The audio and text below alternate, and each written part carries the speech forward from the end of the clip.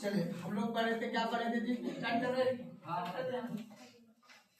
राष्ट्रीय आय क्या पढ़े थे हम लोग? राष्ट्रीय आय। अभी उतारना नहीं है, समझना है, ठीक है। हमने बताया था कि राष्ट्रीय आय क्या होता है, किसी को पता है?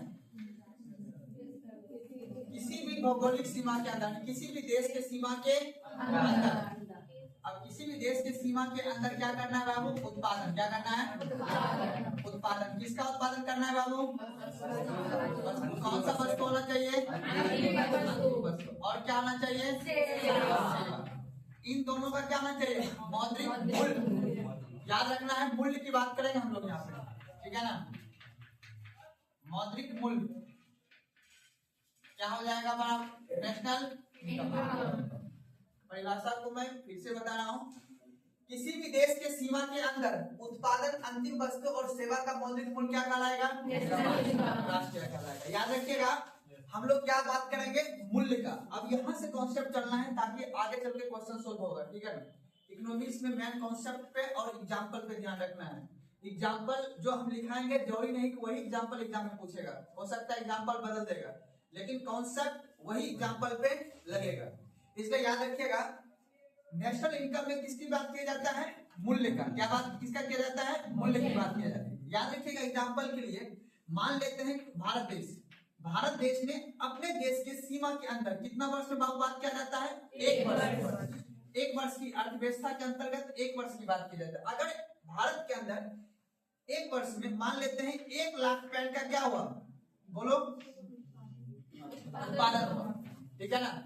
1 लाख पेन का उत्पादन हुआ और उसके बाद याद रखिएगा, एक पेन मान लेते हैं, इसका ज्यादा से ज्यादा मान लेते हैं कितना दाम होगा? 5 लाख रुपए दाम होगा जी। 1 लाख पेन का दाम 5 लाख रुपए होगा।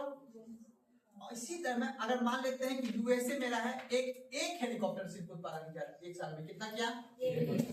अब बताओ, ज्यादा नेशनल राष्ट्रीय किसका होगा? यूएसए का, भारत का?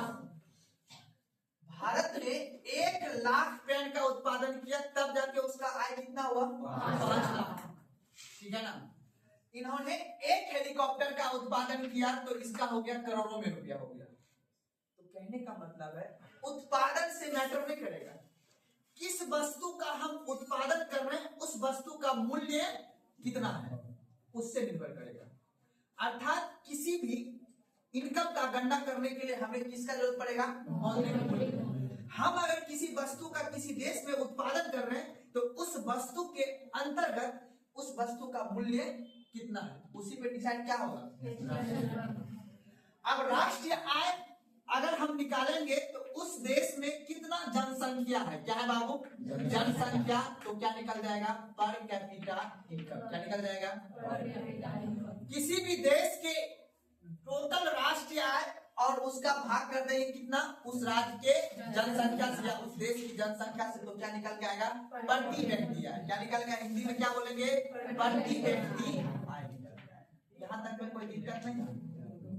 यहाँ तक में कोई दिक्कत नहीं है? अब बताओ, हम वस्तु राष्ट्रीय में कौन सी वस्तु गणना करेंगे? सेवा। ये 2 चीज का याद रखना है। हमने कल लास्ट क्लास में जो मैंने कहानी छोड़ा था आपको, यही इसी परिभाषा को समझेंगे। इसी पर राष्ट्रीय आय का सिंपल सी बात है, इतना ही बात है। अब इसी में हम सबसे पहले समझेंगे किसके बारे में बाबू? वस्तु के बारे में। वस्तु कितने प्रकार के होते हैं, मैंने यहाँ पे क्लास छोड़ा था ना, उस पे भी मैंने बताया था आपको कि, और एक परिभाषा में और मैंने एक चीज बताया था कि जो मौद्रिक मूल्य होगा, यही में मूल्य प्रकार बाबू 2 प्रकार से होगा। एक को मैंने बोला था कौन सा है बाबू? कारक आय। कौन सा बोला था? एक कौन सा बोला था?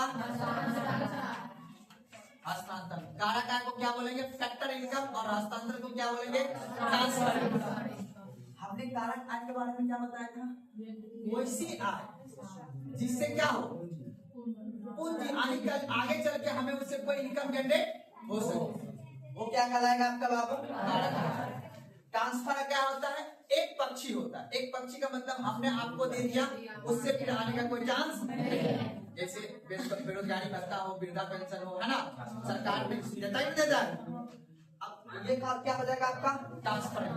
याद रखना है, नेशनल इनकम में कारक आय की गणना की जाती है, जबकि ट्रांसफर इनकम की गणना नहीं की जाती है। अब बात आता है क्यों नहीं की जाती। जैसे एग्जाम्पल मान लो किसी वृद्धा पेंशन को मान लेते हैं अभी 1100 रुपया मिलता है ना, एग्जाम्पल दे रहे हैं। अब इन्होंने एक व्यक्ति ने 1100 रुपए का इन्होंने क्या किया, कोई वस्तु खरीदा, तो क्या वो राशि दान करना नहीं होगा? सोच के देखो, हमने बोला कि कारक आय को हम नेशनल इनकम में गणना करते हैं, जबकि हस्तांतरण आय को हम नेशनल इनकम में काउंटिंग नहीं करते। यहाँ तक डिफिनेशन लिखा था, लिखा था आपको, यहाँ तक लिखा दिए थे आपको, समझना। फिर से बात कर रहा हूँ, किसी भी वस्तु का उत्पादन का अंतिम मूल्य और सेवा ही क्या कहलाता है, उसका मौद्रिक मूल्य क्या कहलाता है, राशि। अब हमको ये बताइए, इसी में हमने आपको ये भी लिखाया था कि कौन सा वस्तु को शामिल किया जाएगा नेशनल इनकम, कौन सी वस्तु को शामिल नहीं किया जाएगा। मध्यवर्ती वस्तु को शामिल कभी भी नेशनल इनकम में नहीं किया जाएगा। कौन सी वस्तु किया जाएगा, समझ मेरी बात ना। तो सरकार ने क्या किया कि आपको जो इनकम दिया, ठीक है ना, आपको अगर इनकम दिया, जैसे मान लेते हैं आपको लोन दिया, समझे बात को ना, आपको ऋण दिया, ठीक है ना, आप उस ऋण से आपने कोई पूंजीगत वस्तु खरीदी, मान लेते हैं आपने, सरकार ने आपको लोन दिया, आपने मान लेते हैं ट्रक खरीद लिया, ट्रक खरीद के फिर आपने उससे क्या कर इनकम जनरेट कर रहे हैं, तो उससे जो आप इनकम कमाइएगा वो गणना कहाँ होगी, नेशनल इनकम में। सरकार आपको सब्सिडी दिया, उससे अगर कोई चीज आपने उत्पादन किया, वो भी कहाँ करना होगा, नेशनल इनकम, क्योंकि वो दो पक्षीय हो गया, समझ बात को ना। क्योंकि आपको जो सरकार ने दिया, उससे जो आपने कुछ रेवेन्यू जनरेट किया, ठीक है ना, उससे फिर क्या होगा, नेशनल इनकम आ जाएगा, समझ बात को। लेकिन सरकार कुछ ऐसे योजना भी चलाते हैं, कुछ ऐसे भी स्कीम चलाते हैं जिससे कि क्या होता है आपका, वो नेशनल इनकम में काउंट नहीं होता है, क्योंकि वो मध्यवर्ती हो गया। सरकार ने आपको जीवन मूल्य का मतलब हुआ कि आपको मान लेते हैं 1100 रुपया दिया है आपको जीवन चलाने के लिए, समझ बात को, क्योंकि ऑलरेडी जो वस्तु का उत्पादन हुआ है उसी में काउंट हो चुका है वो 1100 रुपया। एग्जाम्पल दे रहा हूँ, जैसे मान लेते हैं कि सरकार ने आपसे टैक्स लिया, आपके भाई से टैक्स लिया, युवा से टैक्स लिया, और आपके दादी को क्या दे दिया, समझ बात को। तो आपकी इनकम को काउंट कहाँ कर लिया गया है, नेशनल इनकम में काउंट कर लिया गया, समझ बात को। इसलिए जहाँ पे एक पक्षीय होता है ना, उसको हम क्या बोलते हैं, ट्रांसफर इनकम। और ट्रांसफर यानी हस्तांतरण आय को, हस्तांतरण से जो आय होगा उस आय को हम नेशनल इनकम में काउंट नहीं करेंगे। कौन सा आय को करेंगे, कारक आय का मतलब हो गया, जानते हो ना, बताए थे, आप कोई बिजनेस खोले, उसमें जो प्रॉफिट कमाएंगे उस प्रॉफिट को कहाँ काउंट किया जाएगा, आपने किसी घर को रेंट पे लगा दिया, उससे जो इनकम आ रहा है वो कहाँ काउंट करेंगे, तो अब नेशनल इनकम में अगर जनसंख्या से भाग दे देंगे उस देश का, तो क्या निकल के आ जाएगा, आपको पता है 2011 की जनगणना के अनुसार 1,21,00,000 जनसंख्या के आसपास है ना हमारे देश का, तो उसी हिसाब से हम लोग क्या निकालेंगे, पर कैपिटा। यहाँ तक दिमाग में घुसा है ना सबका, बाद में समझेंगे कि जीडीपी क्या होता है, एनडीपी क्या होता है, जीएनपी क्या होता है, वो सब बात की बात है, ठीक है, वो टूल है, पहले समझना है कॉन्सेप्ट। अब आपने सुना होगा एक होता है निवासी, नाम सुने, रेसिडेंट। आपसे देखो सवाल कैसे पूछेगा, आपसे पूछेगा एक व्यक्ति है यहाँ पे मोहन, मोहन है कहाँ का व्यक्ति, बोलो भारत का, और काम कर रहा है कहाँ, सऊदी अरब में, काम कर रहा है काम। अब उसने जो कोई पैसा कमा रहा है, क्या उसकी इनकम को, उसकी आय को हम एनआई में, मतलब नेशनल इनकम में काउंट करेंगे या नहीं करेंगे, ये सवाल बात को, ये सवाल पूछा जाएगा। तो कॉन्सेप्ट को समझना है। अब यहाँ तक कोई दिक्कत नहीं ना, अब आ जाओ, फिर अब आ जाओ इनकम, किसकी आय को गणना करेंगे कहाँ पे, नेशनल इनकम में। तो दो टर्म को समझिएगा यहाँ पे। एक टर्म होता है निवासी, नाम सुने हो बाबू, बोलो ना जी, निवासी नाम सुने हो ना, और एक नाम सुने हो नागरिक का। ऑलरेडी अगर कोई पढ़े होंगे तो ये टर्म का आप जरूर नाम सुने होंगे, नागरिक सुने हैं ना जी, सुने हैं ना, संविधान के भाग 5 में है कि नहीं है। नागरिकता आपको पता है, देखो जरा डिटेल ले लेंगे, नागरिकता याद रखिएगा, याद समझिए, नागरिकता संविधान के भाग नंबर कहाँ पे बाबू, और 5 से क्या है बाबू, यह एक नागरिकता का पहचान है। भारत सरकार आपको नागरिकता का क्या देता है, पहचान। जरूरी नहीं कि जो व्यक्ति मेरे देश का नागरिक होगा वो व्यक्ति मेरे देश का क्या हो, जरूरी ये भी नहीं है कि जो हमारे देश का निवासी हो वो भी हमारे व्यक्ति का क्या हो। बोलो कैसे, आप बनाते हो रेसिडेंट, बोलते हो ना जी, आप बिहार का क्या है, निवासी है, और भारत देश का आप क्या है, नागरिक को बोलते हैं सिटीजन। बोलते हैं ना इंग्लिश में, बट तो क्या बोलते हैं रेसिडेंट। अंतर समझना। अगर कोई भारतीय व्यक्ति या किसी व्यक्ति के द्वारा किसी देश के सीमा के अंदर उसके द्वारा किया गया आर्थिक गतिविधियां अगर किया जा रहा है तो वो क्या कौन सा व्यक्ति होगा? निवासी होगा। हम लोग कुछ ना कुछ मान लो कोई आपके पिताजी कुछ ना कुछ कमा रहे ना जी, कहाँ कमा रहे हैं? बिहार में। बिहार में कमा रहे हैं तो बिहार का वो क्या हो गए? अब मान लो कोई अमेरिका का व्यक्ति आया अपने यहाँ या भारत में आया, वो भी यहाँ पे रोजगार कर रहा है, ठीक है ना, और रोजगार कर रहा है और यहीं पे आके बस गया वो, ठीक है ना। तो अब अमेरिका का व्यक्ति कहाँ का है? नागरिकता कहाँ है उसका? लेकिन वो रोजगार वगैरह कहाँ कर रहा है? तो वो मेरे देश का क्या होंगे? याद रखना, माइन्यूट अंतर। पॉलिटी में अलग है नागरिकता का मतलब, और अर्थव्यवस्था में सारा बात यहाँ पे अर्थ का मतलब होता है धन। क्या होता है? जहां धन नहीं वहां अर्थव्यवस्था नहीं, ठीक है ना।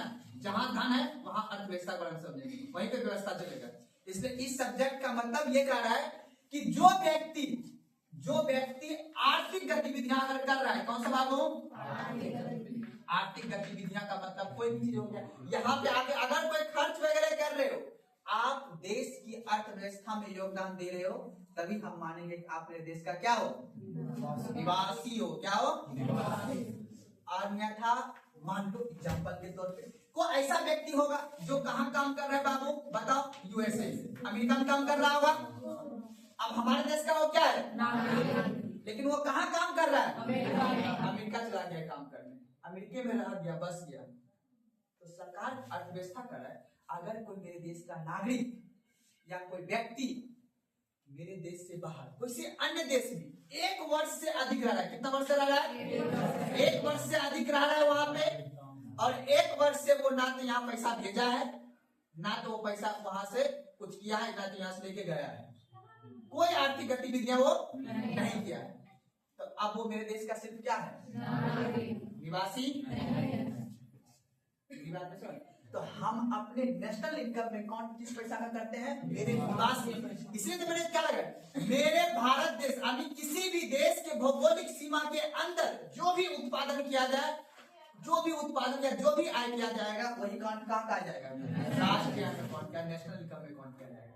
चाहे वो कोई विदेश का व्यक्ति हो, चाहे वो कोई भारत का ही व्यक्ति नहीं क्यों नहीं हो, अगर वो मेरे देश की सीमा के अंदर उत्पादन कर रहा है, तभी उसका काउंट कहाँ करेंगे? National income.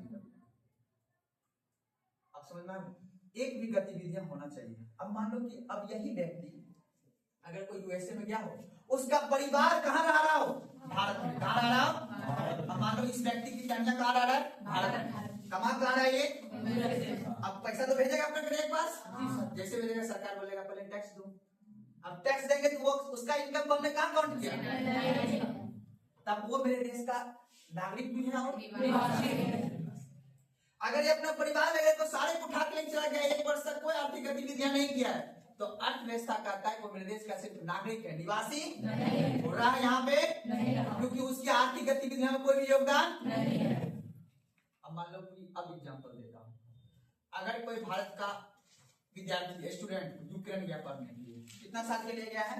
4 वर्ष के लिए गया, मान लो गया इंजीनियरिंग करने के लिए, कहाँ? यूक्रेन चला गया। अब यूक्रेन गया वहां पे, अब क्या उससे जो वो आय जो कमाएगा, जो इनकम कमाएगा, क्या उसकी इनकम को राष्ट्रीय आय में गणना करेंगे या नहीं करेंगे?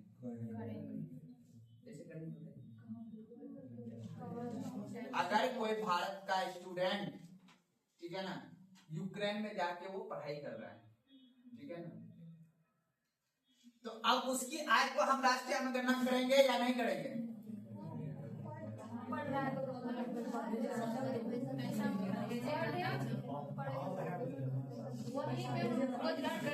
समझ में आया बात? अब मान लो कि ये सवाल ध्यान सुनना, अगर कोई भारत का स्टूडेंट यूक्रेन में पढ़ाई कर रहा है, ठीक है ना, तो उसके मम्मी पापा पैसा कहाँ भेज रहा है?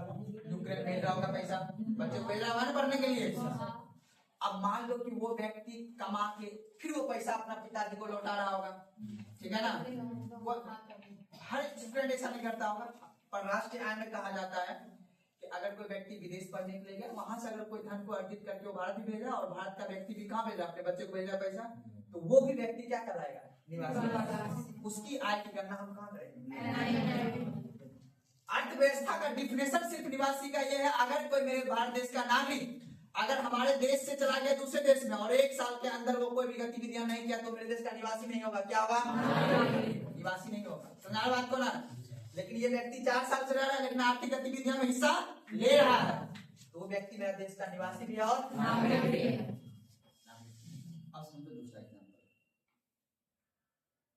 अब मान लो कि वो IMF का नाम सुने हो, इंटरनेशनल मॉनेटरी फंड या वर्ल्ड बैंक, क्योंकि यही सब एग्जांपल में देता है। अब मान लो भारत देश का कोई नागरिक है, ठीक है ना, भारत देश का कोई अधिकारी है और वर्ल्ड बैंक में क्या कर रहा है? वो काम कर रहा है, ठीक है ना।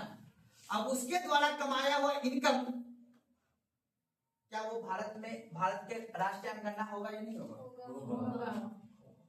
क्योंकि यहीं से उसको सैलरी दिया जा रहा है, वहां से अपना सेवा उत्पादन वगैरह कर रहा है। मेरे भारत के लिए वो कर रहा है उत्पादन, दूसरा कुछ तो कर ही रहा होगा ना जी। अरे वीजा पासपोर्ट बनाना होगा नहीं बनाना होगा, या कोई ना कोई काम कर रहा होगा। तुम्हारी बात को ना, इसलिए याद रख लेना है उसकी आय को भी कम कहाँ करेंगे? राष्ट्रीय में कौन करेंगे? ये हुआ। अब समझो 1 साल के अंदर 1 साल होना चाहिए, कम से कम 1 साल। तुम्हारी बात को ना, अब मान लो अपने दिल्ली में हो रहा है ओलंपिक का खेल, कौन सा हो रहा है? और ऑस्ट्रेलियन व्यक्ति आया है देखने के लिए उसको, और यहाँ पे आके वो खर्च किया होगा, कपड़ा उपड़ा खरीदा होगा, उसकी इनकम को काउंट करेंगे कि नहीं करेंगे? राष्ट्रीय में इकोनॉमिक्स कहता है नहीं करेंगे।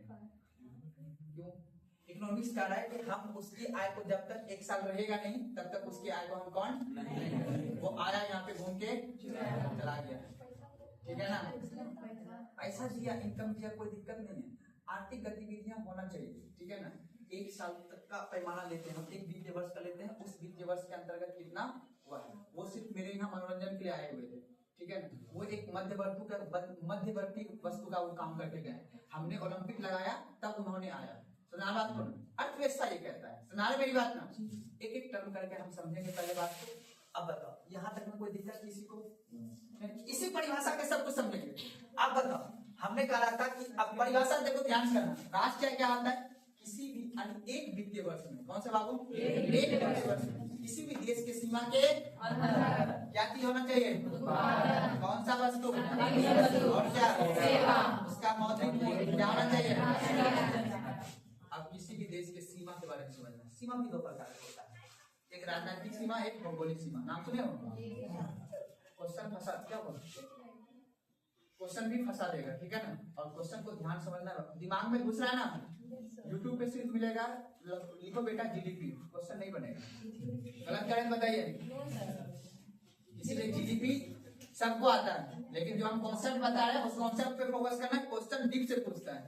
आज बच्चा लोग दे रहा होगा एग्जाम, आज एग्जाम चल रहा है, तो इसलिए याद रखना जब बच्चा निकल गया तो बच्चा पूछने बेटा बना जिसको तुमने दिया था, जिसने कि हॉस्पिटल खोला है, ठीक है ना। समझ बात को ना, इसलिए याद रखे ना, टॉनिक पीने से काम अगर यहाँ है बाकायदा टाइम देना पड़ेगा 2 साल। वो बच्चा पटना इलाहाबाद दिल्ली पटना बेवकूफ नहीं है। समझ बात को ना, 4 साल बाकायदा टाइम देता है तब जाके दरोगा का PT और मैथ्स निकाल पाता है। तुम 6 महीने का टॉनिक पी के निकाल दोगे, उसे वो अमीर बनेगा, तुम नहीं, ठीक है ना। चलिए समझ गए यहाँ तक में? कोई दिक्कत है ना? अब याद रखोगे अब किसको किसको शामिल करेंगे राष्ट्रीय में? यहाँ तक कोई दिक्कत है ना? राष्ट्रीय की गणना कौन करता है? NSO, नेशनल स्टैटिस्टिकल ऑफिस, राष्ट्रीय सांख्यिकी कार्यालय। बस इतना से पहले याद रखना है। 2019 से पहले CSO कौन करता था? वो नहीं पूछेगा, ठीक है। लेकिन वर्तमान में पूछता है कि वर्तमान में राष्ट्रीय की गणना कौन करता है? कौन से करता है? अब याद रखना, एक होता है आधार, समझते हो? आधार बेस ईयर। अभी बेस ईयर क्या था? 2011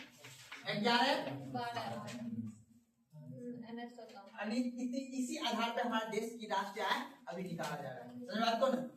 अभी समझाऊं तो बहुत तरह में उत्पादन कितना मेरे देश में हो रहा है, उसकी वैल्यू लगना है। वो वस्तु मान लो कि अपने लोहा उत्पादन हुआ अभी, तो लोहा बन के, स्टील बन के, उसको फिर अंतिम रूप से जब पैसा जमा होगा तब ना उसको राष्ट्रीय में काउंट किया जाएगा। इसीलिए बेस ईयर यानी कहने का मतलब हम पीछे रखते हैं। अभी चल रहे हम लोग 2026 का भी चले ही है। अभी जो वस्तु का उत्पादन हो रहा है वो मध्यवर्ती वस्तु होगा ना जी, लोहा का निकाले, कोयला निकाले, ये सब कौन सी वस्तु हुआ? मध्यवर्ती। लेकिन राष्ट्र में गणना हम कौन सी वस्तु करेंगे? समझा बात को ना? तो इसलिए बेस ईयर हम क्या रखते हैं? पीछे रखते हैं। अभी इसी के आधार पे हमारा राष्ट्र क्या होती है? गणना होती है। यहाँ तक में कोई दिक्कत नहीं ना? अब क्या लिखा है हमको बता दीजिए, उसके बाद आगे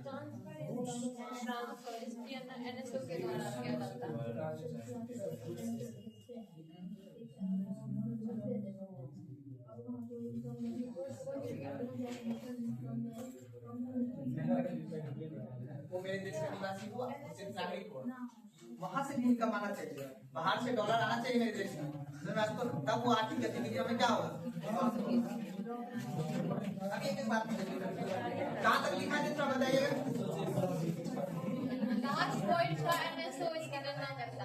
बस यहाँ तक लिखा दिए ना? चलिए 2-3 पॉइंट लिख लीजिए, उसके बाद फिर आगे बढ़ते हैं, फिर समझाना है। लिख लीजिएगा राष्ट्रीय आय, टॉपिक लिखिएगा राष्ट्रीय आय की गणना में शामिल वस्तुएं। टॉपिक लिखिएगा राष्ट्रीय आय की गणना में शामिल वस्तु। राष्ट्रीय आय की गणना में शामिल वस्तु।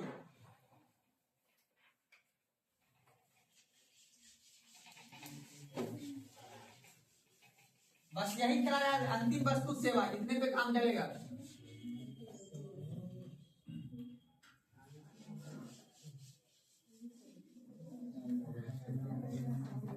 समझिए जी, क्या लिखे थी? राष्ट्रीय आय की गणना में शामिल वस्तु। अब बताओ कौन सी वस्तु की बात होगा यहाँ पे? लेकिन पहले वस्तु तो समझ ले कितने प्रकार के होते हैं। चलो वस्तु होते हैं, याद रखना है। वस्तु होते हैं बाबू, एक कौन सा वस्तु बाबू? मध्यवर्ती वस्तु। और एक कौन सा होता है बाबू?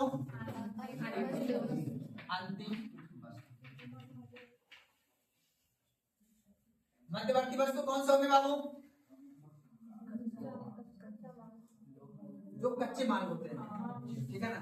लेकिन याद रखना कभी कभी मध्यवर्ती वस्तु किसी किसी परिप्रेक्ष्य में अंतिम वस्तु भी बन जाता है। इकोनॉमिक्स कहता है कि आटा एक मध्यवर्ती वस्तु हो, ठीक है ना? आटा क्या है? मध्यवर्ती वस्तु हुआ, उससे रोटी बनेगा, फिर जाके होटल में जाकर बिकेगा, तब जाके उससे क्या आएगा? तो रोटी एक क्या हुआ? अंतिम वस्तु। ब्रेड क्या हुआ? अंतिम वस्तु। मक्खन क्या हुआ? अंतिम वस्तु। लेकिन किसी किसी के लिए वो ब्रेड, समझ बात को ना, आटा, ये सब कौन सी वस्तु आ जाएगा? बात को ना। आपके मन में कभी ये सवाल उठेगा, आखिर सर ये बताइए हमको, अंतिम वस्तु का ही काउंट क्यों जाता है? क्यों किया जाता है राष्ट्रीय आय में? मध्यवर्ती वस्तु को क्यों नहीं काउंट किया जाता है? खरीदते तो इसको वही सवाल वही पे आ रहे हैं, टेंशन नहीं लेना है। अब जैसे मान लो चीनी, चीनी का नाम सुने? अब घर में अगर हम लोग यूज कर रहे हैं तो चीनी एक अंतिम वस्तु आ जाएगा, ठीक है ना? लेकिन कोई दुकान वाला अगर चीनी को खरीदा और वो चीनी बना के चाय या बिस्किट बना के वो बेचा, तो चीनी क्या हो जाएगा? इसीलिए हम नेशनल इनकम में, राष्ट्रीय आय में हम अंतिम वस्तु को इसलिए काउंट करते हैं क्योंकि कैस्केडिंग ना हो जाए, एक ही वस्तु को कई, उसका इनकम को कई बार काउंट ना किया जाए। समझ बात को नहीं? इसलिए हम मध्यवर्ती वस्तु को अलग रखते, मध्यवर्ती को काउंट करते ही नहीं। समझ बात को ना? तो ऐसे करके टॉपिक लगा दीजिए।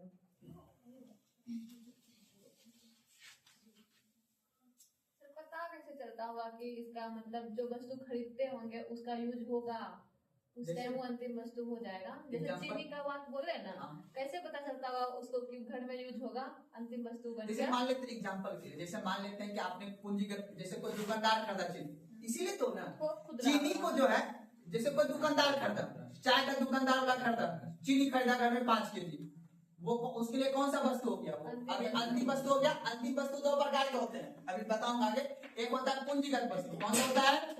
पूंजीगत वस्तु हो जाएगा। अब दुकानदार अगर वो चीनी को खरीदा, ठीक है, अर्थव्यवस्था कहता है कि चीनी कौन सा वस्तु हुआ?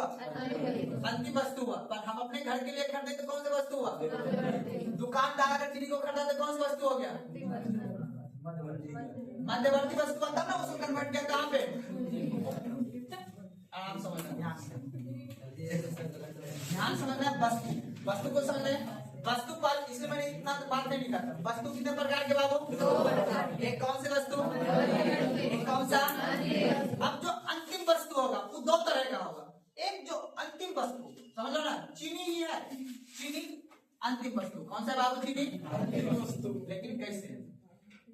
एक होगा, अब अंतिम वस्तु दो प्रकार का। एक डायरेक्ट मान लेते हैं कि उपभोगकर्ता, हम चीनी लिए अपने घर में यूज किए, उपभोगकर्ता वस्तु हो गया, उपभोगकर्ता कर लिया आपने।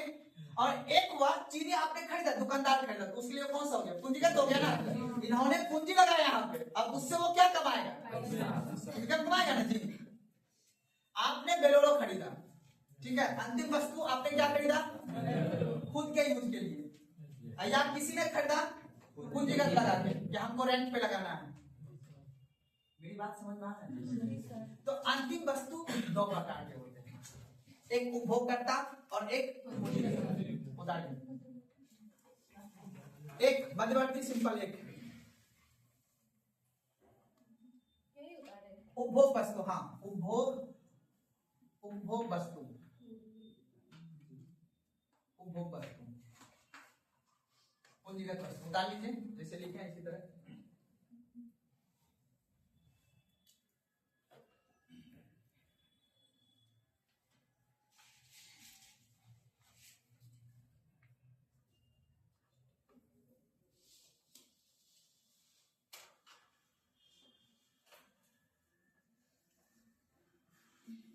लिखिए ना, यहाँ भी दो प्रकार की लिखिएगा। क्या करें, क्वेश्चन टफ पूछता है इसलिए बाबू बनाना पड़ेगा। 2029 तक का क्वेश्चन सोल्व करना है। तुम लोग कब दोगे दरोगा का एग्जाम? 30 में ना, 30 के बाद। अगर मेहनत से पढ़ोगे, समझ लो बात को ना, तुम भी मेहनत लगाओगे, तो मैं ये वादा देता हूँ कि मेरा ये नोट्स को तुम 2029 में रखना। नहीं बने क्वेश्चन हमको फोन करके गाली देना, ठीक है ना। कहने का मेरा मतलब क्या है, आप इफिशिएंसी लगाइएगा तब। हम टोनी बोला काम नहीं करेंगे, हम पहले बोलते हैं कम से कम 2.5 महीना पढ़ाएंगे इकोनॉमिक्स, तब जाके तुमसे 10 सवाल बनेगा। 2.5 महीना पढ़ाएंगे तब 10 सवाल। हम ना तो बाबू हम टोनिक पीते हैं ना पिनाने पे विश्वास रखते हैं, हम एक ही चीज पे विश्वास रखते हैं, हम मेहनत, ठीक है ना। बिना मेहनत का जीवन में कुछ नहीं है। उपभोग वस्तु और पूंजीगत वस्तु। चलिए अब बताइए, उपभोग आप करते हैं दो तरह का। आप घर में लाए मक्खन खरीद के और आप घर में लाए मोबाइल खरीद के, दोनों में क्या अंतर है? एक शॉर्ट टाइम के लिए है, एक और क्या है, लॉन्ग टाइम के लिए है। तो एक होता है सामान्य उपभोग, यहाँ लिखिए सामान्य उपभोग, सामान्य उपभोग वस्तु, सामान्य उपभोग वस्तु। एक लिखिएगा टिकाऊ, टिकाऊ उपभोग वस्तु। टीवी, फ्रिज, कूलर, एसी, ये सब क्या है, टिकाऊ। ब्रेड, मक्खन, रोटी, ये सब क्या हो गया, सामान्य उपभोग। यही क्वेश्चन पूछता है।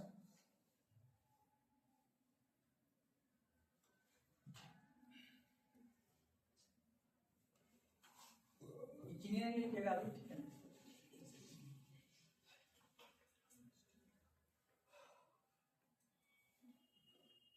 चलिए टॉपिक लिखिए सबसे पहले, मध्यवर्ती वस्तु, डैश करिए।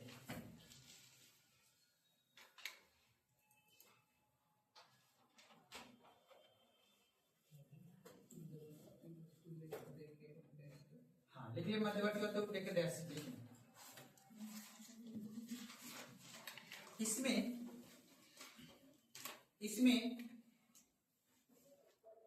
वह वस्तु को शामिल किया जाता है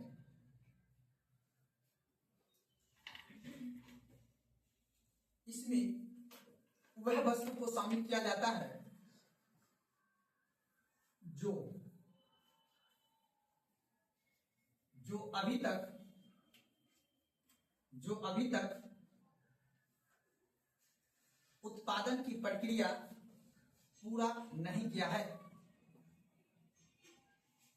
इसमें वह वस्तु आते हैं जो अभी तक उत्पादन की प्रक्रिया पूरा नहीं किया है,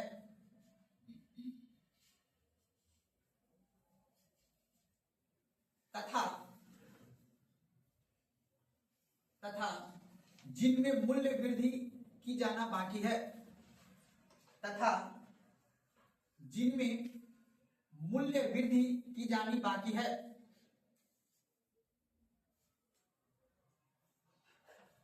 जैसे की जानी बाकी है, जैसे कच्चा लोहा,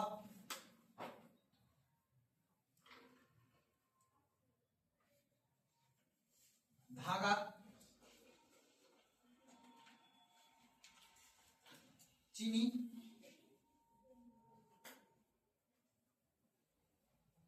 आटा,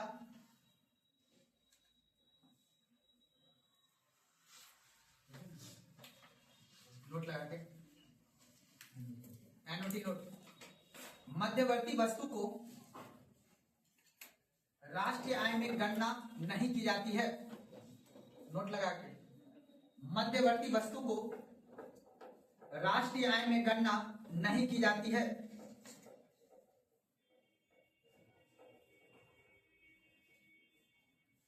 मध्यवर्ती वस्तु को राष्ट्रीय आय में गणना नहीं किया जाता है।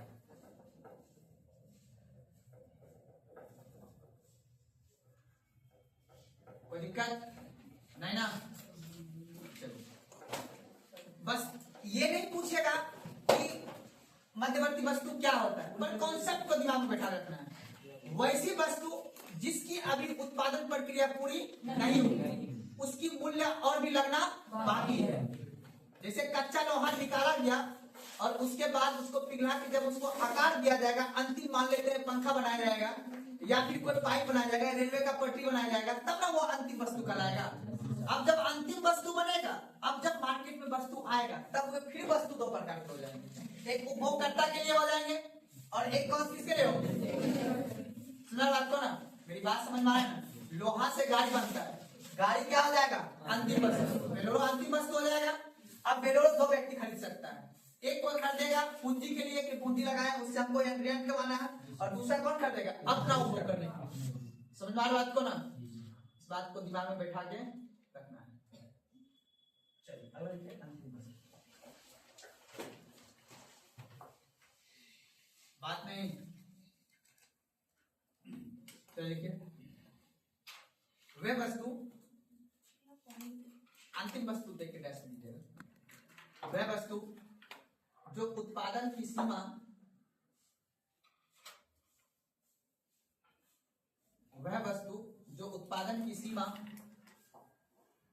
एवं प्रक्रिया पूरी कर चुकी है,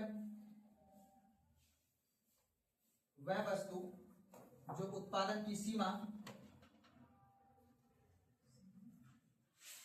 एवं प्रक्रिया पूरी कर चुकी हो तथा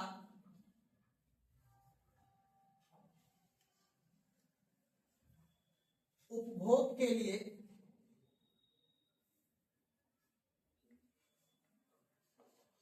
अंतिम रूप से तैयार हो, उपभोग के लिए अंतिम रूप से तैयार हो, उसे अंतिम वस्तु कहते हैं।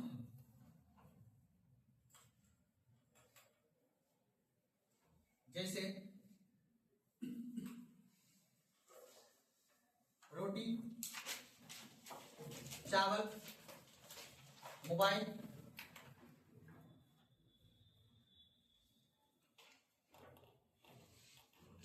एग्जाम्पल बस लिखा दे, के एग्जाम्पल पूछेगा एग्जाम में, दिमाग में बैठा रखना। ऐसी वस्तु जिसका उपभोग के लिए अब कंप्लीट हो चुका हो, ठीक है ना? अब यहां से मध्यवर्ती लोहा निकला, लोहा से मैन्युफैक्चरिंग होकर गाड़ी बनेगा या मोबाइल बनेगा, या यहाँ से आटा निकला, आटा से क्या बनेगा? रोटी बनेगा। रोटी दो आदमी ने खरीदा है, समझ बात को ना? एक उपभोगकर्ता के लिए, एक होटल में गया है रोटी, दोनों से अलग अलग बात है ना? और सब समझ में आ रहा है ना? चलिए लिख के अगला, उपभोग वस्तु, उपभोग वस्तु डैश।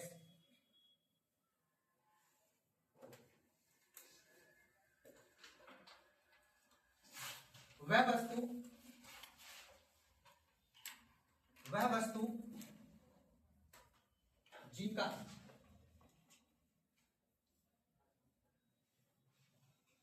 जिनका अंतिम उपभोक्ता द्वारा,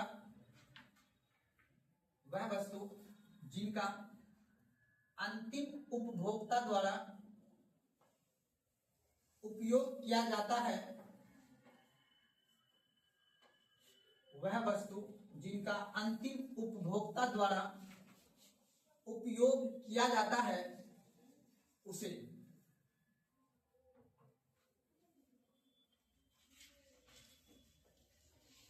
समझ गए? कोई दिक्कत है ना? आगे लिखिए,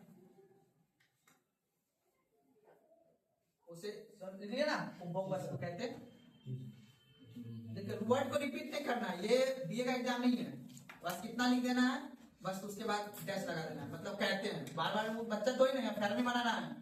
सुनने बात को ना, यहाँ सीधा है, कम लिखना है, क्वेश्चन ज्यादा सोल्व करना है। सुनने बात को ना, एक लाइन है, टॉपिक पूरा, प्रीवियस क्वेश्चन पेपर देखिए, प्रीवियस क्वेश्चन पेपर देखिए, रिवीजन कीजिए, फिर रिवीजन कीजिए, तुरंत क्या मारिए, टेस्ट, फिर आएगा अगला बेस्ट आपका। ठीक है ना? ये प्रोसेस है, इस प्रोसेस से चलिएगा तब काम जाके चलेगा। सोचेगा हम नोट्स बना के काम करके फिर डायरेक्ट जाके एग्जाम हॉल में बाजी मारेंगे तो बेकार नहीं। इतना अमेरिका युद्ध अभ्यास करवाता है, आप पैसा खर्च करके।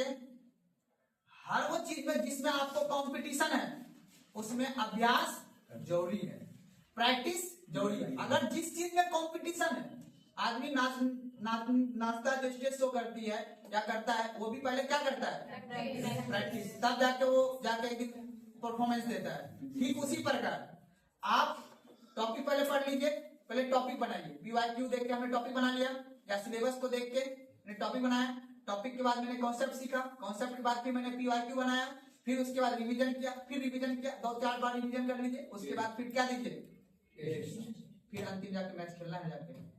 यही है कंपटीशन का, ये कंपटीशन है। आप कितना पढ़े डजंट मैटर, ठीक है ना? यहाँ पे दूसरे को क्या करना है, हराना है। कंपटीशन का मतलब ये है। चलिए लिखिए अगला, लिखिए ना, उपभोग वस्तु। अब सामान्य वस्तु, पूंजीगत वस्तु देखिए, लिखिएगा, वह वस्तु जिनका अंतिम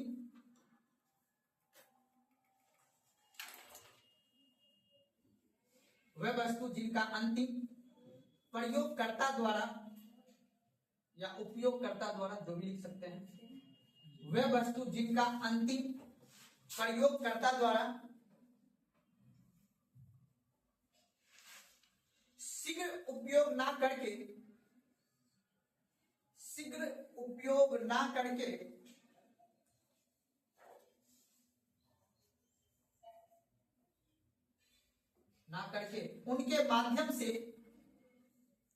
उनके माध्यम से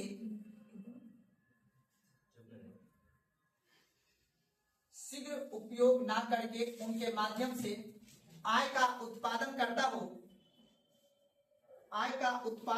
हो उसे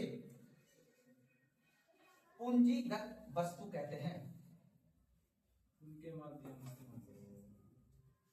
क्या लिखे जी,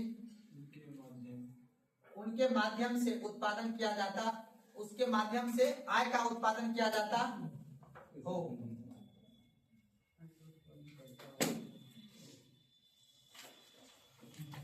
आय का उत्पादन किया जाता है उसे पूंजीगत वस्तु कहते हैं। जैसे मशीन, ट्रक, बस, तो लिख सकते हैं। मशीन लिख लीजिए, मशीन पूछा गया है। मशीन, ट्रक, बस। कोई दिक्कत समझ में? अब मान लेते हैं मोबाइल इकोनॉमिक्स का अंदर कौन सी वस्तु है, अंतिम।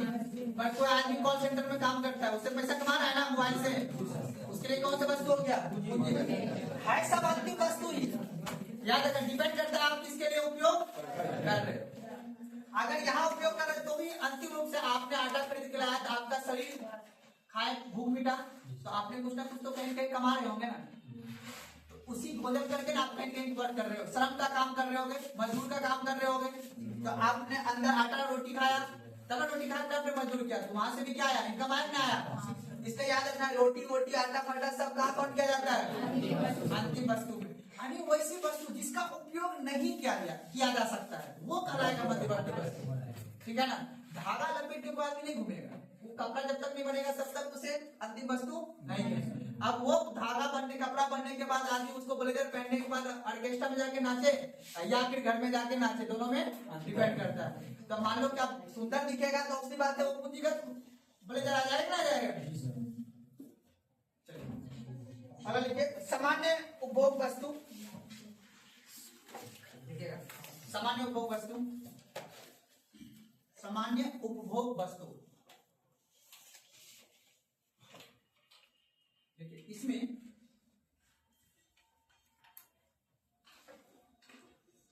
आटा,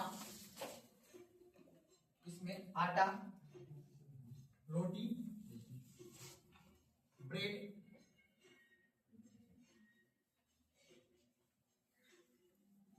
आटा, रोटी, ब्रेड, मक्खन, बिस्किट या बिस्कुट,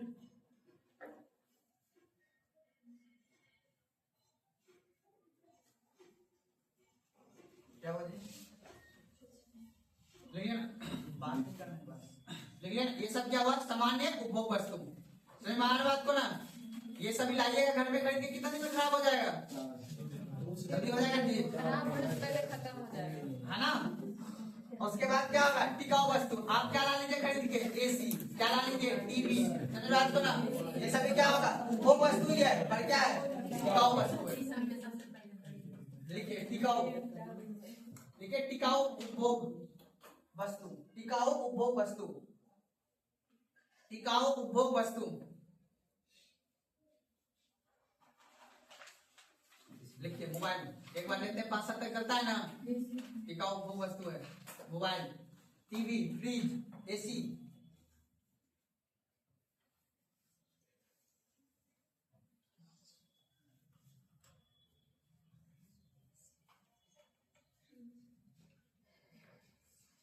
कोई दिक्कत? यहाँ तो कोई दिक्कत है ना? यही था वस्तु। अब वस्तु समझ गया? जी सर। क्या है परिभाषा याद है ना? ये डायग्राम को याद रखना है। क्या डायग्राम को याद रखना है? ये डायग्राम को याद रखना है। उत्पादन किसका? अंतिम वस्तु, उसके बाद क्या आएगा? सेवा। ये दोनों का क्या होना चाहिए? मौद्रिक। मौद्रिक मूल्य से क्या निकल के आएगा? एनआई में कर देंगे जनसंख्या क्या निकल के आएगा? पर कैपिटा इनकम अगर बेहतर होगा तब जाके क्या होगा? ग्रोथ। ग्रोथ कब अच्छा होगा? जब इकोनॉमिक डेवलपमेंट होगा। अभी बताएंगे, अभी यही चलेगा आपको, इससे आगे भी नहीं बढ़ेगा। आगे पढ़ेंगे जब बैंक पढ़ाएंगे। बैंक में कहता है कि सस्टेनेबल डेवलपमेंट क्या होगा? वित्त समावेशन। क्या करना है? वित्त का समावेशन करना है, ठीक है ना? वो सब समझ। देखो इस सब्जेक्ट का नेचर अलग है। देखो अभी हम यही पे है, सिर्फ वस्तु पे है, ठीक है ना? वस्तु बाद फिर क्या है? सेवा। सेवा बात पढ़ेंगे, GDP, market price, cost, market price पढ़ेंगे, ठीक है ना? फैक्टर कॉस्ट को पढ़ेंगे, आगे चल के समझेंगे। तब जाके फिर मौद्रिक मूल्य को समझेंगे, जीडीपी, जीएनपी को समझेंगे, तब जाके ये टॉपिक आपका खत्म होगा। अगला टॉपिक तब खत्म आएगा तब हम पढ़ाएंगे कि आर्थिक समृद्धि यानी इकोनॉमिक्स ग्रोथ और इकोनॉमिक डेवलपमेंट में क्या अंतर है। कोई बता सकते हो एक लाइन में? ज्यादा टाइम नहीं मेरे पास, बताओ। इकोनॉमिक्स डेवलपमेंट और इकोनॉमिक्स ग्रोथ में क्या अंतर है या क्या है? एक बता देता हूँ, आगे काम आएगा, वो याद रखना है, ठीक है ना? यानी आर्थिक समृद्धि, ठीक है ना? आर्थिक समृद्धि उसको क्या बोलते हैं इंग्लिश में? Economics growth. एक होता है आर्थिक विकास। क्या होता है? अब देखो, अब जब सरकार कोई योजना चलाएगा, ठीक है ना? सरकार कोई योजना चलाएगी, आपको दिमाग रखना है कि सरकार आर्थिक विकास करना चाह रहा है या आर्थिक समृद्धि करना चाह रहा है। क्या लगता है जनधन खाता खोला था सरकार, वो आपके लिए काम किया? आपको अब पता चल रहा होगा, तुरंत 1 मिनट में 10,000 रुपया पहुंचा दिया ना, अब तुरंत वोट ले लिया, तब पता चला अच्छा आर्थिक समृद्धि क्या? क्या आर्थिक समृद्धि क्या? अब देखो कैसे इकोनॉमिक्स क्या है बाबू? डेवलपमेंट। एक एग्जांपल दे रहा हूं, समझना बात को। अगर जिस देश का देखो आर्थिक समृद्धि का कॉन्सेप्ट है, आर्थिक समृद्धि का कॉन्सेप्ट है आय से। किससे है बाबू? इनकम से। आय जिसको बोलते हैं। जिस देश का पर कैपिटा इनकम जितना अच्छा होगा उस देश का आर्थिक समृद्धि उतना अच्छा है। जिस देश का पर कैपिटा इनकम भी अच्छा हो, ठीक है ना? पर कैपिटा इनकम भी अच्छा हो, प्लस जीवन स्तर भी क्या हो? अच्छा हो। यानी जीवन स्तर अच्छा होना चाहिए, तब जाके उस देश का क्या हो रहा है, आर्थिक विकास, इसी को बोलते हैं समावेशी विकास। जैसे। अब मान लो जैसे कि एग्जांपल दे रहा हूँ, बहुत सा ऐसा कौन सा देश है जिसका ये बेटर है पर ये खराब है, कोई देश ऐसा है जिसका ये बेटर है, ये तो नहीं हो बेटर हो सकता है। सुना बात, तो जरूरी नहीं है कि जिस देश का आर्थिक ग्रोथ अच्छा होगा उस देश का आर्थिक विकास भी क्या हो अच्छा। जैसे मिडिल ईस्ट कंट्री का नाम सुने हो, जैसे सऊदी अरब, दुबई, कतर वगैरह, उसका आर्थिक ग्रोथ पर कैपिटा इनकम बहुत अच्छा है, लेकिन अभी भी वहाँ लिंग भेद है, अभी भी वहाँ पे लड़की के लिए एजुकेशन उतना अच्छा नहीं है, अभी भी वहाँ पे हेल्थ अच्छा नहीं है। तो कहने का मतलब है जीवन स्तर का मतलब किससे है, अच्छा एजुकेशन, अच्छा स्वास्थ्य, पढ़ाई लिखाई वगैरह हो गया, उसके बाद लिंग का भेदभाव नहीं हो, गरीबी ना हो, बेरोजगारी नहीं हो, ये सब क्या है जीवन स्तर। इसी से जब अगला टॉपिक पढ़ेंगे वुमेन डेवलपमेंट इंडेक्स, पढ़े हो ना, सुने हुए नाम, इस टॉपिक को पढ़ा। तो कहने का मतलब क्या है, देखो आर्थिक समृद्धि का मतलब किससे है, इनकम से। अब बताओ भारत देश में, बोलूंगा नहीं चमड़ा है, ठीक है ना, भारत देश में ऐसा कौन सा राज्य है जिसका ये बेटर है पर ये खराब है, क्यों ना बंद कुछ चीज ऐसा होता है, मैंने जानबूझ लगाए रुकावट लगा रहे, ठीक है ना। तो कहने का मतलब तुम लोग खुद अगर सोच सकते हो, मैं तो दोनों बता रहा हूँ। अब बताओ बिहार कुछ घर भी ऐसा होगा, अपने लोग में देख लो, किसी का अच्छा कमा रहा होगा लेकिन भाग भाग के कमा रहे हैं, लेकिन जीवन स्तर अच्छा नहीं है। आज भी उसके घर में पढ़ाई को कहने कोई भी चीज को लेके झगड़ा चल रहा है, विचारधारा को लेके तुम ये नहीं करना है, तुम वो नहीं करना है, लड़की ले जाएगी पढ़ने के लिए घर में रहेगी, कहने मतलब उसका जीवन स्तर क्या है, पर कैपिटा इनकम उस घर के अच्छा है, जॉब है, नौकरी है, पर जीवन स्तर अच्छा नहीं है। सुना मेरी बात ना। तो आर्थिक सरकार, अब मान लो कि सरकार विधवा पेंशन काम कर रहा है, तो किसका विकास कर रहा है, विधवा जो जिसकी पति डेथ कर गया है उसका क्या कर रहा है, आर्थिक विकास। लेकिन सरकार अगर किसी पूंजीपति को पैसा दे तो क्या करना चाह रहा है, आर्थिक समृद्धि कर रहा है। क्या आपने सुने होंगे मोदी जी के मुंह से कि कभी कभी हम देश की आर्थिक समृद्धि को क्या कर रहे हैं, बढ़ा रहे हैं। तो जहां आर्थिक समृद्धि बढ़ाने की बात करे सरकार, तो सोचना कि सबकी इनकम को क्या कर रहा है, क्या बढ़ाए। अब देखो कैसे, टॉपिक खींच ले रहा हूँ, देखना। अब मान लो जैसे कि जिसका, आप बताओ, जिसका आर्थिक समृद्धि बढ़ेगा तो पर कैपिटा इनकम क्या करेगा बाबू, बढ़ेगा। अब पर कैपिटा इनकम बोले तो इनकम बढ़ेगा, जब आय बढ़ेगा तो जो उत्पादन ज्यादा ना, उत्पादन ये वाला, अब ये क्या होगा, बढ़ेगा, उत्पादन बढ़ेगा, इनकम अच्छा आएगा आपके पास, हर नौकरी हो जाएगा, तो आपने हर आदमी के अरे यार 2 मोबाइल लगेंगे, एक नहीं 2, सुना बात। तो उत्पादन बढ़ेगा, तो बताओ उत्पादन बढ़ेगा तो क्या होगा, रोजगार का क्या होगा बताओ ना, सृजन होगा। रोजगार क्या होगा, सृजन मतलब रोजगार बढ़ेगा। अब जब रोजगार बढ़ेगा बाबू तभी हमारा देश विकास होगा, हमारी बात को ना।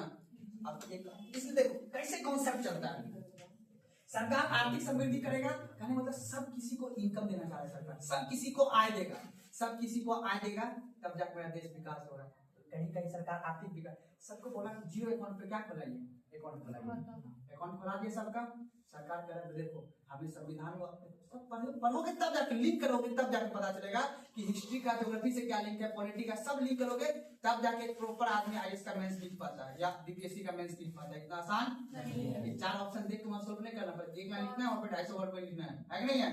तो कहने का मतलब ये है कि आपको बस मैं ये समझाने का प्रयास कर रहा हूँ कि बस टॉपिक पे दिमाग रखना है, लिंक करके रखोगे तब जाकर अपना समझ में आएगा आखिर गरीबी, बेरोजगारी, कुपोषण, भूखमरी ये सब कुछ दूर करना है, सरकार कौन सी योजना चला रही है उसके लिए, ठीक है ना। तो फिर ये आगे चलकर आपको काम आएगा। बस अभी तो आप अभी तो आपको यहीं पे लेके, अभी पर कैपिटा इनकम का भी लेके आपको नहीं आए, बस अभी यही समझा रहे हैं कि वस्तु कौन से होते हैं, कितने प्रकार के होते हैं, पूंजीगत वस्तु कौन सा है, मध्यवर्ती वस्तु कौन सा है और अंतिम वस्तु कौन सा है। यहाँ तक समझ में आ गया, किसी कोई दिक्कत नहीं ना, बोला जी नहीं। चलिए अच्छा, कभी एक लिखा देते हैं, लिखिएगा अंतिम वस्तु का, लिखिएगा टॉपिक लिखिएगा, हाँ टॉपिक लिखिएगा, लिखिएगा राष्ट्रीय आय में, राष्ट्रीय आय में ना लिखिए शॉर्ट में, राष्ट्रीय आय में अंतिम वस्तु को ही शामिल क्यों किया जाता है,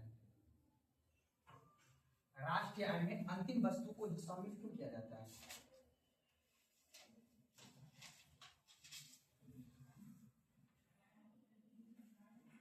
ये पूछेगा नहीं, बस समझाने के लिए आगे हमें काम आएगा। आज मैं कॉन्सेप्ट क्लियर कर लूंगा, आगे मुझे काम आएगा। लिख लीजिए, टेस्ट लेके देखिएगा। उत्पादन एवं उपभोग की प्रक्रिया में, उत्पादन एवं उपभोग दोनों शब्द में अंतर समझ रहे हो ना?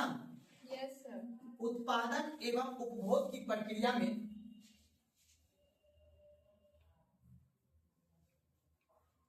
सभी वस्तु का मध्यवर्ती, उत्पादन एवं उपभोग की प्रक्रिया में सभी वस्तु का मध्यवर्ती एवं अंतिम वस्तु में, मध्यवर्ती एवं अंतिम वस्तु में स्पष्ट विभाजन संभव नहीं है।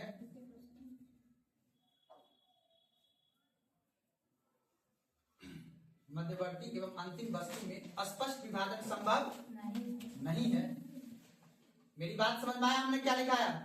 उत्पादन एवं उपभोग की प्रक्रिया में सभी वस्तु का मध्यवर्ती एवं अंतिम वस्तु का क्या है? स्पष्ट संभव। यदि आप भी समझ गए बात को, है संभव है ना? क्योंकि लिखिए, क्योंकि कभी कभी एक ही मध्यवर्ती वस्तु, क्योंकि कभी कभी एक ही मध्यवर्ती वस्तु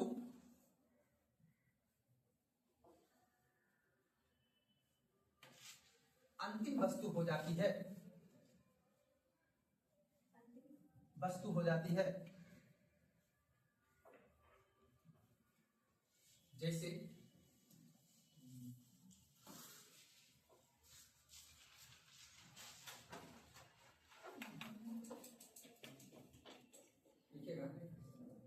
यदि चीनी को, हाँ, यदि चीनी को किसी परिवार द्वारा, यदि चीनी को किसी परिवार द्वारा घरेलू उपभोग हेतु,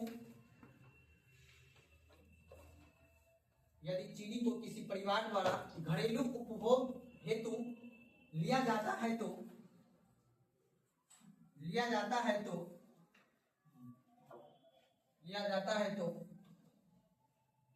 वह अंतिम वस्तु है।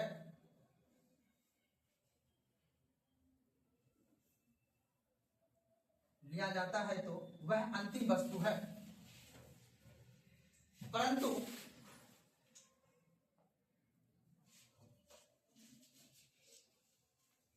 यदि चीनी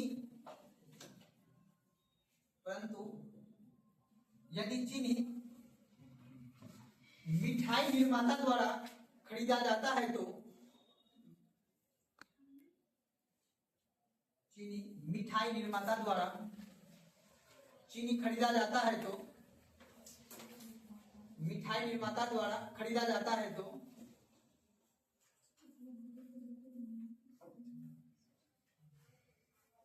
मिठाई निर्माता द्वारा खरीदा जाता है तो चीनी मध्यवर्ती वस्तु हो जाती है। चीनी मध्यवर्ती वस्तु हो जाती है। सुनाया ना? बस वही लिखा दिया मैंने, ताकि आपको स्पष्ट रूप से कभी आज से 6 महीना 7 बार के बाद जब आप रिवीजन करें तो आपको समझ में आए कि प्रीतम सर ने क्या बोला था। सुना आपको ना? अब देखो, अगर कोई चीनी, मैंने अभी एग्जाम्पल दिया कि ये जो चीनी है बाबू, मैंने शुरू में लिखा दिया उपयोग यानी उत्पादन और उपभोगकर्ता में अभी मध्यवर्ती वस्तु और अंतिम वस्तु का स्पष्ट करना संभव नहीं। इसीलिए अब मैंने एग्जाम्पल दिया कि चीनी अगर कोई परिवार के द्वारा खरीदा जा रहा है घरेलू वस्तु के लिए, तो उसके लिए चीनी क्या हो गया? अंतिम वस्तु। लेकिन अगर कोई मिठाई दुकानदार के द्वारा खरीदा जा रहा है तो वो चीनी क्या हो जाएगा? मध्यवर्ती वस्तु आ जाएगा। समझ मेरी बात आया ना? बस इतना ही हम कहना, कोई दिक्कत है ना? चलते एक टॉपिक लिख दीजिए आप लोग, कारक आय। टॉपिक लिखिए, कारक आय।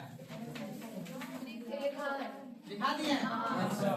एग्जाम्पल लिखा है।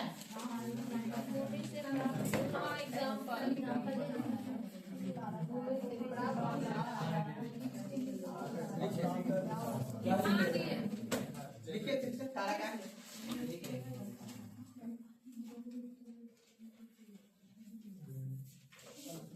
बस छोटा छोटा 2 लाइन लिखना है। कारक है लिख के डैश देखिए।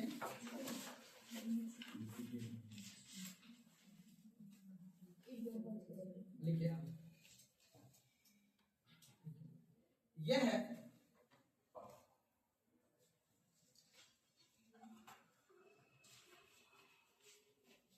किसी परिवार या व्यक्तियों के द्वारा किसी परिवार या व्यक्तियों के द्वारा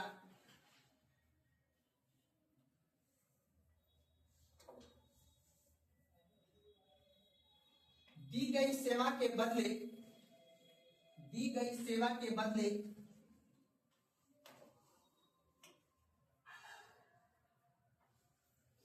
जो भुगतान किया जाए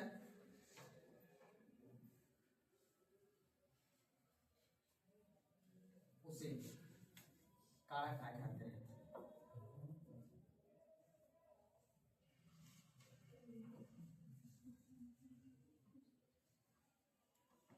समझ आगे बात को ना।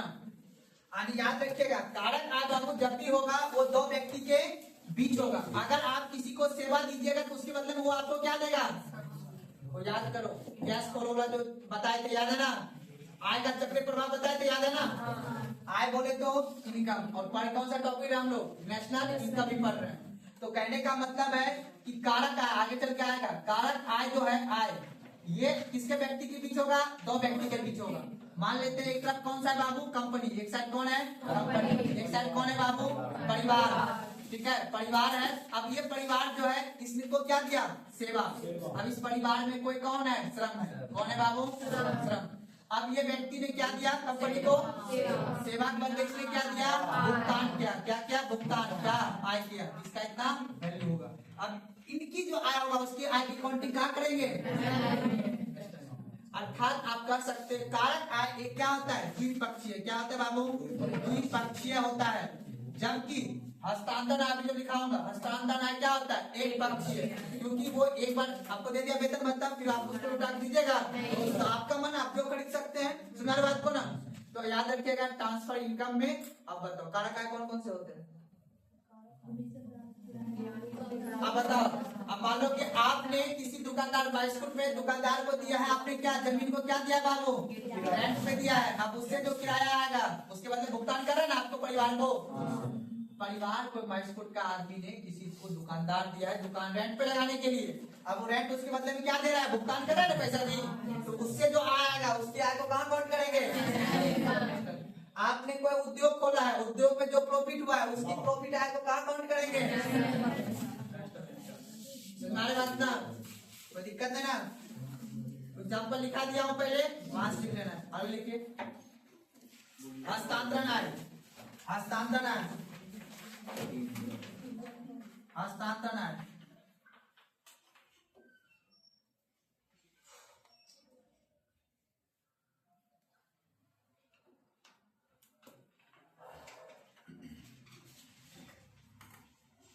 देखिए वह आय जो सरकार की सहायता या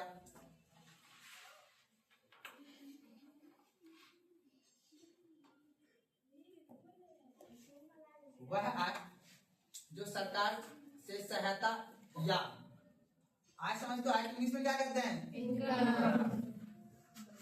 सरकार से सहायता या सब्सिडी, सब्सिडी के रूप में प्राप्त होती है। वह आय जो सरकार के सहायता से या सब्सिडी के रूप में प्राप्त होती है उसे हस्तांतरण आय कहते हैं। सब्सिडी के रूप में प्राप्त होती है यानी सरकार के सहायता से या सब्सिडी के रूप में जो प्राप्त आय होगा वो कौन सा आय कहलाएगा बाबू, ट्रांसफर आय। आपको सरकार ने क्या किया, ट्रांसफर का। आप गरीब है बेचारा, आप दे दो खाने की, कोई बात नहीं है। समझ बात को ना। आप मंदिर में जो भिखारी को रुपया दिया था क्या उससे मुझे लगता है को वापस करके देगा, नहीं ना। बस वो एग्जाम्पल हर पेज सामने नहीं है, बस मैं आपको समझाने के लिए बोल रहा हूँ। तो हमारे लिए अभी मालिक कौन है? इसको हमने वोट दे के भेजा है ना, हाँ हम गरीब हमको इंदिरा आवास दे दीजिए, है कि नहीं है? सरकार ने आपको क्या दिया? सब्सिडी या इनकम। तो उसने जो आपको आय दिया, उसके आय को हम काउंट, क्योंकि वो हो चुका है। कोई किसी का हमको इनकम का ही ना दिया है सरकार, कोई टैक्स जमा किया होगा, उसी का टैक्स पे उसको तो एक बार काउंट हो चुका है उसका, अब वो आपको दे दिया एक बार। लो बेटा आराम से अपना जीवन यापन सुना बात को ना। तो वो कौन सा कहलाएगा बाबू? हस्तांतरण है। ये हुआ एक पक्षीय।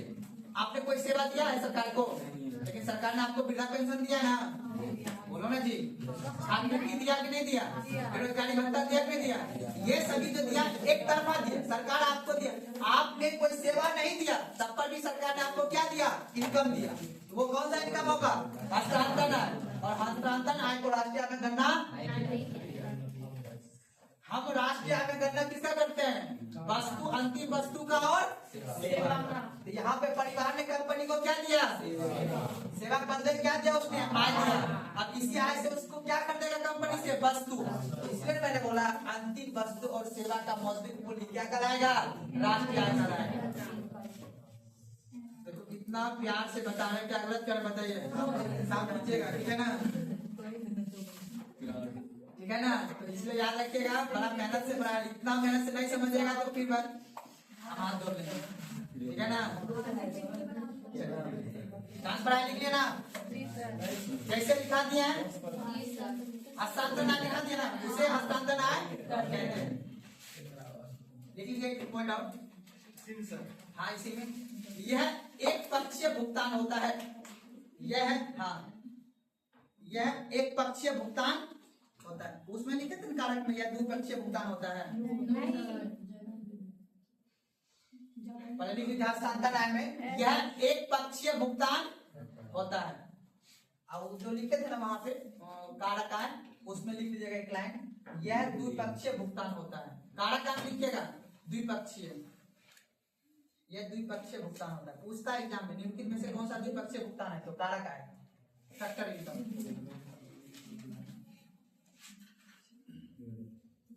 टाइम बजे 3:20 अच्छा आराम से, कोई दिक्कत नहीं है ना? नोट लगाइए, लिखिए, हाँ इसी में नोट लगा लिखिएगा। हस्तांतरण आय को, हस्तांतरण आय को, हाँ हाँ बाबू इसी में नोट लगा लिखिएगा। हस्तांतरण आय को एनआई में शामिल नहीं करते हैं।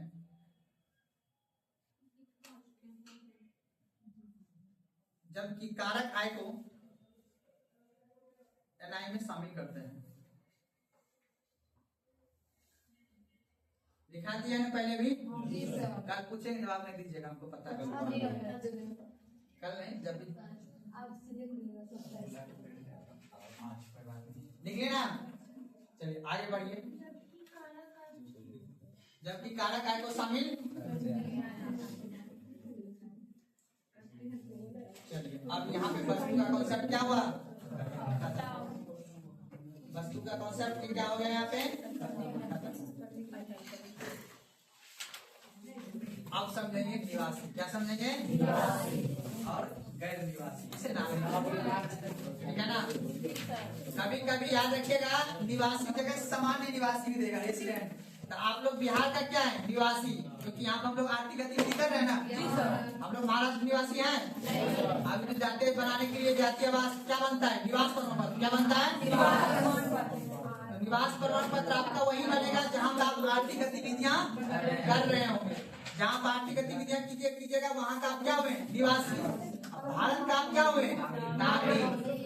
आधार कार्ड लिखा रहता है भारत सरकार। नागरिकता आपको कौन देता है? भारत सरकार। बिहार सरकार नहीं देता, याद रखना है। आप बिहार का क्या है? नागरिक निवासी है। हम लोग गोवा निवासी हैं जी। लिख लीजिए, लिखिएगा निवासी है, बदमाशी नहीं।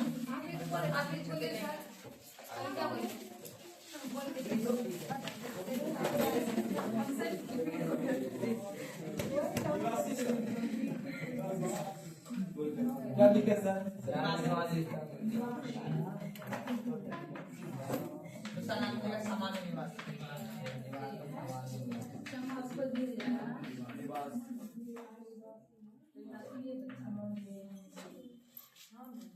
बस छोटा सा है, खत्म हो जाएगा जल्दी फटाक से। याद रखना, जब भी बात करेंगे इकोनॉमिक्स में एक वर्ष, कितना वर्ष? ये लोकसभा का नहीं है कि 5 वर्ष कार्यकाल चलेगा, है ना, या 14 दिन का कार्यकाल चलेगा, है कि नहीं है? यहाँ पे सीधा कितना होगा? एक वित्तीय वर्ष। वित्तीय वर्ष, ठीक है ना? वित्तीय वर्ष, वित्तीय वर्ष पता है ना? 31 मार्च से अभी आर्थिक दृष्टिकोण से अभी साल पूरा नहीं हुआ है, 31 अप्रैल को पूरा होगा। कब होगा? सॉरी 1 मार्च, 1 अप्रैल कितना से? 1 अप्रैल से लिख लीजिए।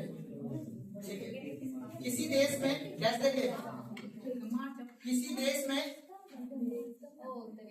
किसी देश बात नहीं, किसी देश में 1 वर्ष या उससे अधिक समय तक, किसी देश में 1 वर्ष या उससे अधिक समय तक निवास करने वाले व्यक्ति, किसी देश में 1 वर्ष या उससे अधिक समय तक निवास करने वाला व्यक्ति उस देश का सामान्य निवासी कहलाता है। उस देश का सामान्य निवासी कहलाता है।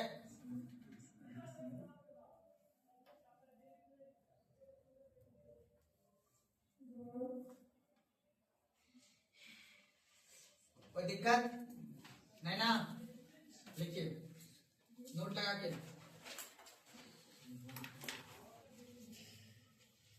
यह आवश्यक नहीं है कि, नोट लगा के, यह आवश्यक नहीं है कि देश का सामान्य निवासी, यह आवश्यक नहीं है कि देश का सामान्य निवासी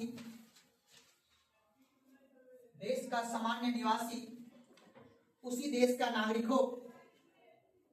देश का सामान्य निवासी उसी देश का नागरिक हो।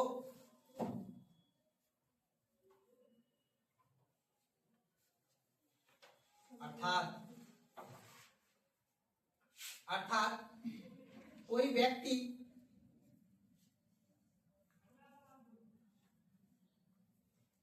किसी एक देश का सामान्य निवासी हो सकता है। अर्थात कोई व्यक्ति किसी एक देश का सामान्य निवासी हो सकता है, जबकि वह किसी अन्य देश का नागरिक हो सकता है। जबकि वह किसी अन्य देश का नागरिक भी हो सकता है।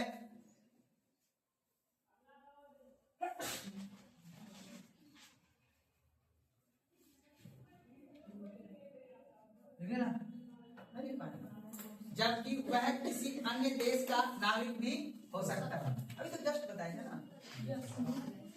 देखिए हमने अभी बोला था आपको कि एक तरफ क्या होगा? निवासी, एक तरफ क्या होगा बाबू? नागरिक। क्या होगा? नागरिक होगा। हमने बोला था कि जरूरी नहीं है कि जो हमारे देश का क्या हो, निवासी हो, तो वो नागरिक भी हो। मान लेते हैं अमेरिका का कोई आदमी यहाँ पे कंपनी काम कर रहा होगा बाबू, क्या वो मेरे देश का नागरिक होगा? निवासी तो है। हमारे यहाँ के आर्थिक गतिविधियां तो काम कर रहा है, तो ये जो यहाँ कमा रहा है, जो यहाँ पे कुछ खरीद रहा होगा, उत्पादन तो कर रहा है, अंतिम वस्तु तो खरीद रहा है, तो ये जो अगर कमा रहा है, इससे जो आय हो रहा है, उसके आगे करना करेंगे ना न्याय में। यही तो हम समझना चाह रहे हैं, ठीक है ना? कि अगर भारत देश यानी किसी भी देश के सीमा के अंदर किसी निवासी के द्वारा यानी भारत देश के सीमा के अंदर अगर कोई इनकम हो रहा है, चाहे वो भारतीय हो या विदेशी हो, उसकी आय को कौन क्या करेंगे? वही परिभाषा सब कुछ एक एक करके पार्ट निकल रहा है। तो समझ में आ गया? निवासी क्या होगा बाबू? अगर कोई व्यक्ति किसी भी देश के सीमा के अंदर आर्थिक गतिविधियां 1 साल से कर रहा है तो क्या कहा जाएगा? जरूरी नहीं है कि एक ही व्यक्ति किसी देश का निवासी हो तो नागरिक भी होना। समझ बात को ना? जरूरी नहीं कि अगर नागरिक होगा तो मेरे देश का क्या होगा? बात समझ आ रहा है ना? जैसे कोई विदेश का अगर हमारे यहाँ का आदमी कोई काम कर रहा है तो हमारे देश का निवासी हुआ नहीं हुआ ना जी, तो हमारे देश का क्या है वो? यहाँ तक कोई दिक्कत है ना? निम्न व्यक्ति को हाँ लिखिएगा, इन्वर्टेड कॉमा में लिखिएगा, निम्न व्यक्ति को देश का सामान्य नागरिक नहीं मानते हैं। निम्न व्यक्ति को देश का सामान्य निवासी नहीं मानते हैं। नहीं बदला, निम्न व्यक्ति को देश का सामान्य निवासी नहीं मानते हैं। सामान्य निवासी नहीं मानते हैं। निम्न व्यक्ति को देश का सामान्य निवासी नहीं मानते।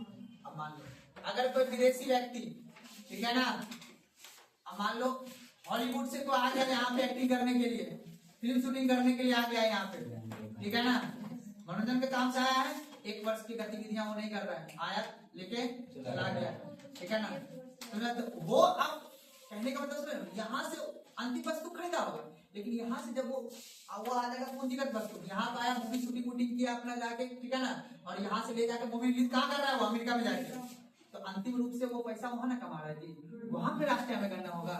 इसलिए अगर कोई विदेशी व्यक्ति, ठीक है ना, मेरे यहाँ का निवासी है लेकिन वो आया है मनोरंजन के लिए, क्या आया है? मनोरंजन के लिए, ठीक है ना, उसकी आय को हम कौन राष्ट्रीय में वो मूवी शूटिंग करने 1 साल तक रह गया था, 1 साल तक रह गया, लेकिन वो अंतिम रूप से जो है ना, अंतिम रूप से अगर वो यहाँ मेरे यहाँ मूवी प्रोड्यूस कर दे, मेरे यहाँ का सब काम कर ले, तब ना होगा जी। मेरी बात समझ आ रहा है ना? लिख लीजिए, लिखिएगा, निम्न व्यक्ति को देश का सामान्य निवासी नहीं मानते, लिखिएगा, विदेश से आने वाले व्यक्ति, इसी में लिखिएगा, निम्न व्यक्ति में कौन होगा? विदेश से आने वाले व्यक्ति, जैसे विदेश से आने वाला व्यक्ति, जैसे मनोरंजन के लिए, अरे 2 दिन के लिए कोई आएगा, मान लो कि अनिल अंबानी की शादी में आया, 2 दिन के लिए विदेश आया जी, नाच चला गया, क्या हो गया? वो निवासी हो गया मेरे देश का। लेकिन क्या लिखे थी? विदेश से आने वाला व्यक्ति, जैसे मनोरंजन के लिए, अवकाश मनाने के लिए, अवकाश समझते हो ना? हाँ, अवकाश मनाने के लिए, चिकित्सा के लिए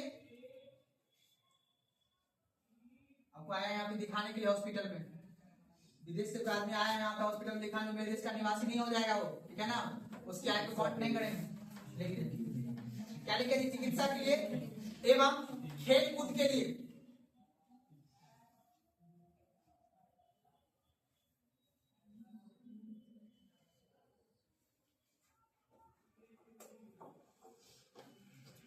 इन सभी व्यक्ति को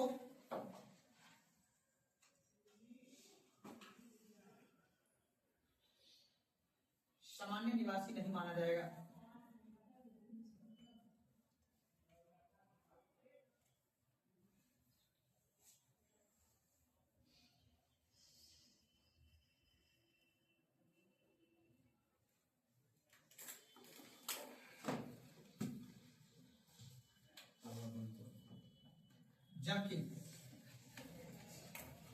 जबकि विदेशी अधिकारी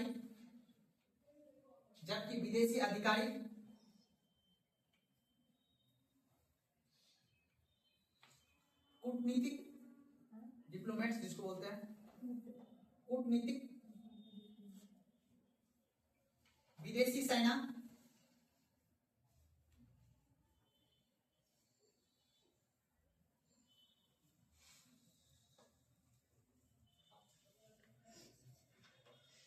एवं भारत विस्तृत अंतर्राष्ट्रीय संगठन में कार्य करने वाले व्यक्ति एवं भारत स्थित अंतर्राष्ट्रीय संगठन में काम करने वाला व्यक्ति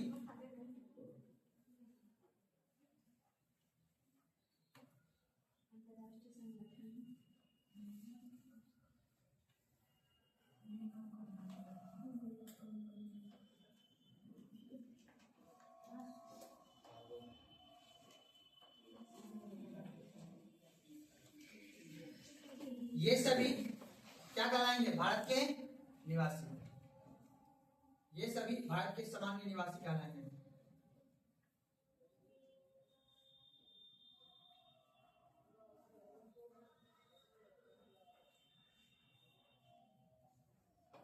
किंतु 1 वर्ष से अधिक रह रहा हो, किंतु 1 वर्ष से अधिक रह रहा हो।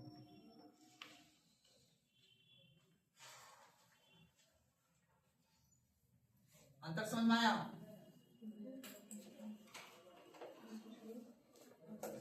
अब चेक करते हैं कौन है निवासी, ठीक है ना, कौन नहीं है निवासी। अब मान लो सारा खेल किसका है बाबू? विदेशी का। किसका है?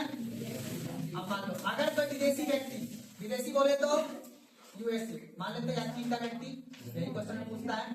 मान लो कोई चीनी व्यक्ति, ठीक है, अपने यहाँ कहाँ आया बाबू? हॉस्पिटल में। कहाँ आया? हॉस्पिटल में आया, तो वो हमारे देश का क्या नागरिक का सामान्य निवासी कहलाएगा कि नहीं कहलाएगा? अगर कोई चीनी अधिकारी, ठीक है ना, अगर कोई चीनी अधिकारी भारत में क्या आया है? काम करने के लिए आया है चीनी दूतावास में। कहाँ पर आया है? चीनी दूतावास में आया है, भारत में ही। तो क्या उसकी जो आय होगी, यानी उसको क्या बोलेंगे? पहले क्या बोलेंगे? यहाँ भारत में क्या है? सामान्य निवासी है, क्योंकि इसकी आय को हम काउंट करेंगे। खेल कूद, मनोरंजन, चिकित्सा, ठीक है ना, और उसके बाद अवकाश, इन सभी से अगर कोई विदेशी व्यक्ति यहाँ पे आया है तो मेरे यहाँ का सामान्य निवासी नहीं होगा। लेकिन अगर कोई अधिकारी के रूप में आया है, सेना के रूप में आया है, या भारत में कोई अंतरराष्ट्रीय लेवल का कोई संगठन है, ठीक है ना, अब उस संगठन में अगर कोई काम कर रहा है तो 1 वर्ष से अधिक से रह रहा है तो मेरे देश का क्या हो गया? प्यार से अंतर समझाया हूँ। आगे जो क्लास आएंगे उसमें पूछेंगे। अब क्लास कब खुलेगा? ठीक है ना। तो ये चीज को दिमाग में बैठा